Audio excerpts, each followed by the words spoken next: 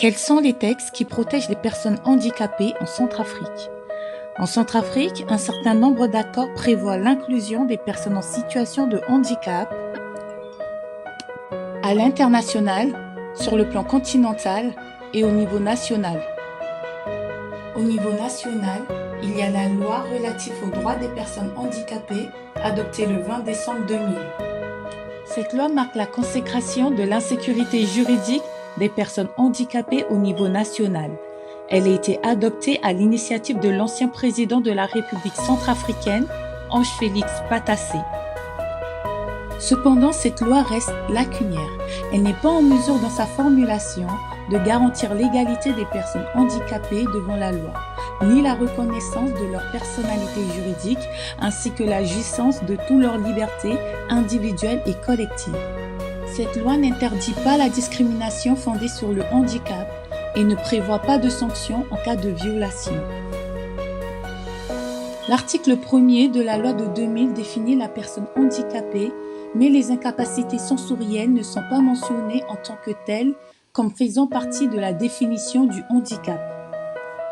Cette loi ne rappelle pas les principes du respect de la dignité humaine des personnes handicapées, ni de leur participation et de leur intégration à la société centrafricaine, ni de leur liberté de sûreté et de sécurité, ou encore le droit de ne pas être soumis à la torture ou à des traitements cruels.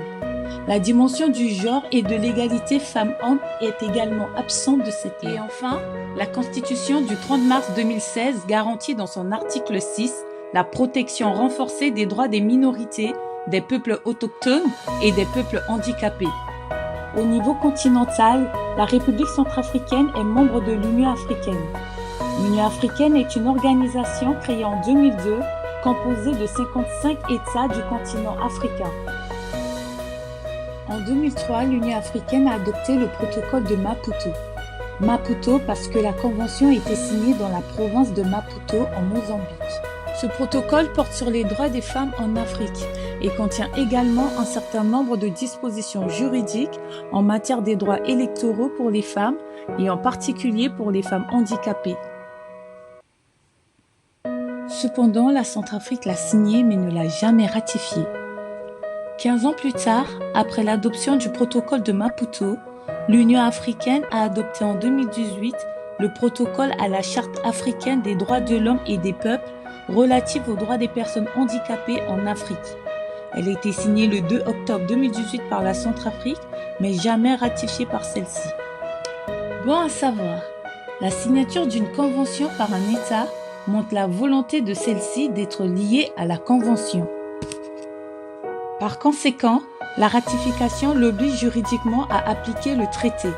On comprend mieux pourquoi certaines mesures n'ont pas été adoptées sur le plan national.